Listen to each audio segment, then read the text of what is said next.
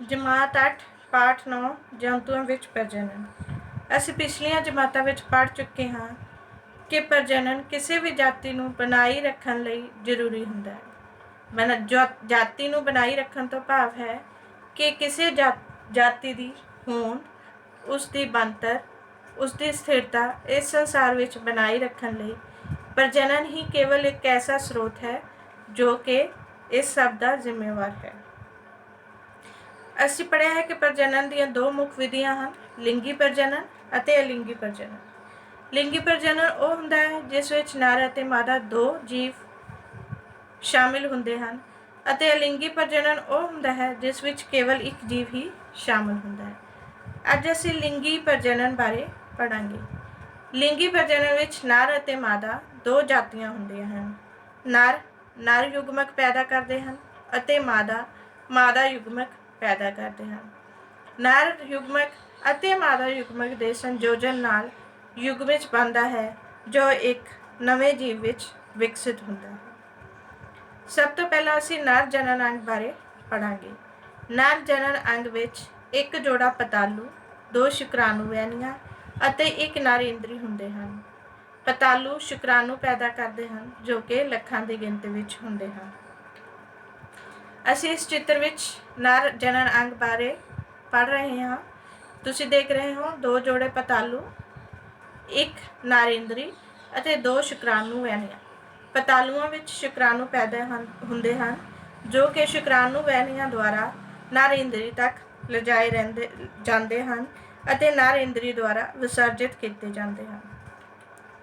ਮਨੁੱਖੀ ਸ਼ੁਕਰਾਣੂ ਨੂੰ ਤਿੰਨ ਭਾਗਾਂ ਵਿੱਚ ਵੰਡਿਆ ਗਿਆ ਹੈ, ਇੱਕ ਸਿਰ, ਇੱਕ ਮੱਧ ਭਾਗ ਅਤੇ ਇੱਕ ਪੂਛ।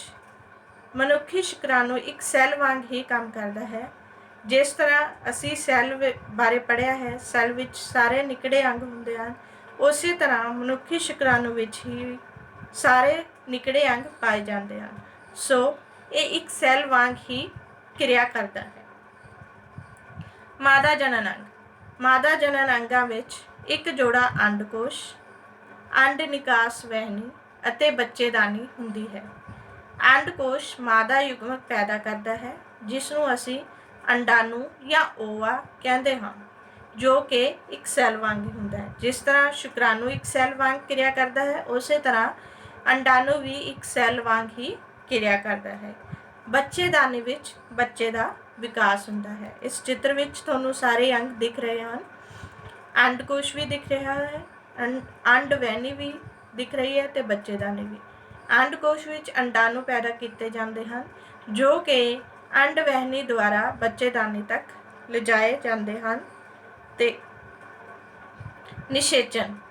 ਸ਼ੁਕਰਾਣੂ ਅਤੇ ਅੰਡਾਣੂ ਦੇ ਸੰਯੋਜਨ ਨੂੰ ਨਿਸ਼ੇਚਨ ਕਹਿੰਦੇ ਹਨ। ਸ਼ੁਕਰਾਣੂ ਨਰ ਯੁਗਮਕ ਅਤੇ ਅੰਡਾਣੂ ਮਾਦਾ ਯੁਗਮਕ ਹੁੰਦੇ ਹਨ। ਇਹਨਾਂ ਦੋਹਾਂ ਦੇ ਸੰਯੋਜਨ ਮਤਲਬ ਇਕੱਠੇ ਹੋਣ ਨਾਲ ਯੁਗਮਜ ਬਣਦਾ ਹੈ ਜੋ ਇੱਕ ਨਵੇਂ ਜੀਵ ਵਿੱਚ ਵਿਕਸਿਤ ਹੁੰਦਾ ਹੈ। ਇਸ ਚਿੱਤਰ ਵਿੱਚ ਨਿਸ਼ੇਚਨ ਦੀ ਕਿਰਿਆ ਦਿਖਾਈ ਜਾ ਰਹੀ ਹੈ। ਅਸੀਂ ਦੇਖ ਰਹੇ ਹਾਂ ਕਿ ਸ਼ੁਕਰਾਣੂ ਅੰਡਾਣੂ ਨਾਲ ਸੰਯੋਜਨ ਕਰ ਰਹੇ ਹਨ ਤੇ ਇਹ ਚਿੱਤਰ ਯੁਗਮਜ ਦਾ ਹੈ। ਇਸ ਵਿੱਚ ਅਸੀਂ ਦੇਖ ਰਹੇ ਹਾਂ ਕਿ ਸ਼ੁਕਰਾਣੂ ਦਾ ਕੇਂਦਰਕ ਅਤੇ ਅੰਡਾਣੂ ਦਾ ਕੇਂਦਰਕ ਦੋਨੋਂ ਸੰਯੋਜਿਤ ਹੋ ਚੁੱਕੇ ਹਨ ਤੋਂ ਦੋ ਤੋਂ ਇੱਕ ਬਣ ਰਹੇ ਹਨ। ਹੁਣ ਅਸੀਂ ਗੱਲ ਕਰਾਂਗੇ ਬਾਹਰੀ ਨਿਸ਼ੇਚਨ ਅਤੇ ਅੰਦਰੂਨੀ ਨਿਸ਼ੇਚਨ ਦੀ। ਬਾਹਰੀ ਨਿਸ਼ੇਚਨ ਤੋਂ ਭਾਵ ਹੈ ਉਹ ਨਿਸ਼ੇਚਨ ਜੋ ਮਾਦਾ ਸਰੀਰ ਦੇ ਬਾਹਰ ਹੁੰਦਾ ਹੈ ਤੇ ਅੰਦਰੂਨੀ ਨਿਸ਼ੇਚਨ ਉਹ ਹੁੰਦਾ ਹੈ ਜੋ ਮਾਦਾ ਸਰੀਰ ਦੇ ਅੰਦਰ ਹੁੰਦਾ ਹੈ। ਜਿਸ ਤਰ੍ਹਾਂ ਅਸੀਂ ਦੇਖਦੇ ਹਾਂ ਕਿ ਪੰਛੀ ਅੰਡੇ ਦਿੰਦੇ ਹਨ, ਉਹ ਅੰਡਾ ਇੱਕ ਨਿਸ਼ੇਚਿਤ ਯੁਗਮਜ ਹੁੰਦਾ ਹੈ ਜੋ ਕਿ ਵਿਕਸਿਤ ਹੋ ਕੇ ਇੱਕ ਜੀਵ ਵਿੱਚ ਬਦਲ ਜਾਂਦਾ ਹੈ। ਪਰ ਮਨੁੱਖ, ਮੱਝ ਅਤੇ ਗਾਂ ਇਸ ਵਿੱਚ ਜੋ ਨਵਾਂ ਜੀਵ ਹੁੰਦਾ ਹੈ ਉਹ ਮਾਂ ਦੇ ਸਰੀਰ ਵਿੱਚ ਹੀ ਵਿਕਸਿਤ ਹੁੰਦਾ ਹੈ। ਭਰੂਣ ਦਾ ਵਿਕਾਸ। ਨਿਸ਼ੇਚਨ ਤੋਂ ਬਾਅਦ ਯੁਗਮਜ ਦਾ ਵਿਕਾਸ ਬੱਚੇਦਾਨੀ ਵਿੱਚ ਹੁੰਦਾ ਹੈ। ਯੁਗਮਜ ਲਗਾਤਾਰ ਵਿਭਾਜਿਤ ਹੋ ਕੇ ਸੈੱਲਾਂ ਦੇ ਗੋਲੇ ਵਿੱਚ ਬਦਲ ਜਾਂਦਾ ਹੈ। ਇਹ ਸੈੱਲ ਵਿਭਾਜਿਤ ਹੋ ਕੇ ਭਰੂਣ ਵਿੱਚ ਵਿਕਸਿਤ ਹੋ ਜਾਂਦੇ ਹਨ। ਭਰੂਣ ਬੱਚੇਦਾਨੀ ਦੀ ਦੀਵਾਰ ਤੇ ਠਹਿਰ ਜਾਂਦਾ ਹੈ ਅਤੇ ਵਿਕਸਿਤ ਹੁੰਦਾ ਹੈ। इस चित्र ਵਿੱਚ ਅਸੀਂ ਦੇਖਾਂਗੇ B ਨੰਬਰ ਤੇ ਤੁਹਾਨੂੰ ਦਿਖ ਰਿਹਾ ਹੈ ਯੁਗਮਜ ਸੈੱਲਾਂ ਦੇ ਸਮੂਹ ਵਿੱਚ ਵਿਭਾਜਿਤ ਹੋ ਚੁੱਕਾ ਹੈ ਅਤੇ ਉਹ ਬੱਚੇਦਾਨੀ ਵਿੱਚ ਠਹਿਰਨ ਲਈ ਆ ਰਿਹਾ ਹੈ। C ਭਾਗ ਵਿੱਚ ਤੁਸੀਂ ਦੇਖੋਗੇ ਕਿ ਯੁਗਮਜ ਬੱਚੇਦਾਨੀ ਦੀ ਕੰਧ ਉੱਤੇ ਠਹਿਰ ਚੁੱਕਾ ਹੈ ਅਤੇ ਹੌਲੀ ਹੌਲੀ ਸੈੱਲਾਂ ਦੇ ਵਿਭਾਜਨ ਨਾਲ ਇੱਕ ਭਰੂਣ ਵਿੱਚ ਵਿਕਸਿਤ ਹੋ ਰਿਹਾ ਹੈ। ਹੁਣ ਅਸੀਂ ਗੱਲ ਕਰਾਂਗੇ ਬੱਚੇ ਦੇਣ ਵਾਲੇ ਜੀਵਾਂ ਅਤੇ ਅੰਡੇ ਦੇਣ ਵਾਲੇ ਜੀਵਾਂ ਬਾਰੇ। ਅਸੀਂ ਆਪਣੀ ਰੋਜ਼ਮर्रा ਦੀ ਜ਼ਿੰਦਗੀ ਵਿੱਚ ਦੋ ਪ੍ਰਕਾਰ ਦੇ ਜੀਵ ਦੇਖਦੇ ਹਾਂ। ਇੱਕ ਉਹ ਜੀਵ ਜੋ ਬੱਚਿਆਂ ਨੂੰ ਜਨਮ ਦਿੰਦੇ ਹਨ ਜਿਸ ਤਰ੍ਹਾਂ ਕੁੱਤਾ, ਬਿੱਲੀ, ਮੱਝ, ਗਾਂ, ਮਨੁੱਖ ਆਦਿ, ਅਤੇ ਇੱਕ ਉਹ ਜੀਵ ਹੁੰਦੇ ਹਨ ਜੋ ਆਂਡੇ ਦਿੰਦੇ ਹਨ ਅਤੇ ਉਹਨਾਂ ਅੰਡਿਆਂ ਵਿੱਚ ਬਾਅਦ ਵਿੱਚੋਂ ਬੱਚੇ ਨਿਕਲਦੇ ਹਨ, ਜਿਸ ਤਰ੍ਹਾਂ ਮੁਰਗੀ। ਇਹ ਉਦਾਹਰਨ ਸਾਡੇ ਘਰਾਂ ਵਿੱਚ ਆਮ ਮਿਲ ਜਾਂਦੀ ਹੈ। ਪੰਛੀ, ਮੱਛੀ, ਡੱਡੂ ਆਦਿ। ਜਿਹੜੇ ਜੀਵ ਸਿੱਧਾ ਬੱਚੇ ਨੂੰ ਜਨਮ ਦਿੰਦੇ ਹਨ ਉਹਨਾਂ ਨੂੰ ਅਸੀਂ ਵਿਵੀਪੈਰਸ ਜਾਂ ਬੱਚੇ ਦੇਣ ਵਾਲੇ ਜੀਵ ਕਹਿੰਦੇ ਹਾਂ, ਅਤੇ ਜੋ ਜੀਵ ਆਂਡੇ ਦਿੰਦੇ ਹਨ ਉਹਨਾਂ ਨੂੰ ਅਸੀਂ ਓਵੀਪੈਰਸ ਜਾਂ ਆਂਡੇ ਦੇਣ ਵਾਲੇ ਜੀਵ ਕਹਿੰਦੇ ਹਾਂ। ਕਾਇਆ ਪਰਿਵਰਤਨ। ਕਾਇਆ ਪਰਿਵਰਤਨ ਅਸੀਂ ਡੱਡੂ ਵਿੱਚ ਦੇਖਦੇ ਹਾਂ। ਇਸ ਵਿੱਚ ਕੀ ਹੁੰਦਾ ਹੈ ਕਿ ਆਂਡਾ ਟੈਡਪੋਲ ਵਿੱਚ ਵਿਕਸਿਤ ਹੋ ਜਾਂਦਾ ਹੈ, ਜਿਸ ਦੀ ਇੱਕ ਪੂਛ ਹੁੰਦੀ ਹੈ, ਤੇ ਟੈਡਪੋਲ ਮੁੱਖ ਪਰਿਵਰਤਨਾਂ ਤੋਂ ਬਾਅਦ ਸਿੱਧਾ ਇੱਕ ਡੱਡੂ ਵਿੱਚ ਬਦਲ ਜਾਂਦਾ ਹੈ। ਲਾਰਵੇ ਦਾ ਕੁਝ ਮੁੱਖ ਪਰਿਵਰਤਨਾਂ ਤੋਂ ਬਾਅਦ ਪ੍ਰੌੜ ਯਾਨੀ ਕਿ ਵੱਡੇ ਡੱਡੂ ਵਿੱਚ ਬਦਲ ਜਾਣਾ ਕਾਇਆ ਪਰਿਵਰਤਨ ਅਖਵਾਉਂਦਾ ਹੈ। ਹੁਣ ਅਸੀਂ ਗੱਲ ਕਰਾਂਗੇ ਜਾਨਵਰਾਂ ਵਿੱਚ ਅਲਿੰਗੀ ਪ੍ਰਜਨਨ।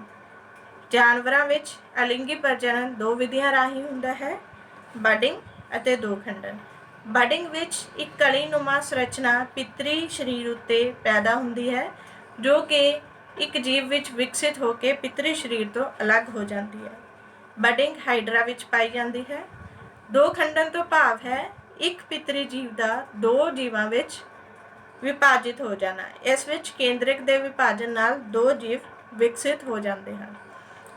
ਹਾਈਡਰਾ ਵਿੱਚ ਬਡਿੰਗ, ਜਿਵੇਂ ਤੁਸੀਂ ਇਸ ਚਿੱਤਰ ਵਿੱਚ ਦੇਖ ਰਹੇ ਹੋ ਕਿ ਪਿਤਰੀ ਸਰੀਰ ਉੱਤੇ ਇੱਕ ਕਲੀਨੁਮਾ ਸੰਰਚਨਾ ਪੈਦਾ ਹੋ ਰਹੀ ਹੈ ਜੋ ਹੌਲੀ ਹੌਲੀ ਵਿਕਸਿਤ ਹੋ ਜਾਂਦੀ ਹੈ। ਤੀਸਰੇ ਨੰਬਰ ਤੇ ਉਹ ਸੰਰਚਨਾ ਪੂਰੀ ਤਰ੍ਹਾਂ ਵਿਕਸਿਤ ਹੋ ਚੁੱਕੀ ਹੈ ਅਤੇ ਵਿਕਸਿਤ ਹੋਣ ਤੋਂ ਬਾਅਦ ਉਹ ਆਪਣੇ ਆਪ ਨੂੰ ਪਿਤਰੀ ਸਰੀਰ ਤੋਂ ਅਲੱਗ ਕਰ ਲੈਂਦੀ ਹੈ ਅਤੇ ਸੁਤੰਤਰ ਜੀਵਨ ਬਤੀਤ ਕਰਦੀ ਹੈ। ਦੋ ਖੰਡਨ। ਅਮੀਬਾ ਵਿੱਚ ਪ੍ਰਜਨਨ ਪਿਤਰੀ ਕੇਂਦਰਕ ਦੇ ਦੋ ਵਿੱਚ ਵਿਭਾਜਨ ਨਾਲ ਹੁੰਦਾ ਹੈ।